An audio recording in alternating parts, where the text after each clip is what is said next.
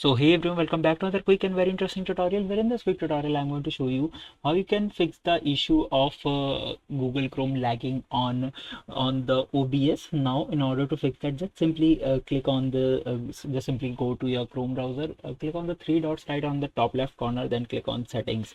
Now here under the setting, go to this option of system over there, and here make sure that this use graphics of acceleration when available is disabled. Just simply disable it and relaunch it. Now once you do it, you'll notice that the lags you're facing on OBS regarding the same will stop. That's happening just because the Chrome is consuming a lot of GPU that's causing the same error, and you'll notice that the problem will definitely solve by doing this quick fix. Alright, so that's it for this tutorial. I hope this video will be helpful for you. Make sure to hit the like button and subscribe button for more such helpful and interesting tutorials. See you in the next one. Take care.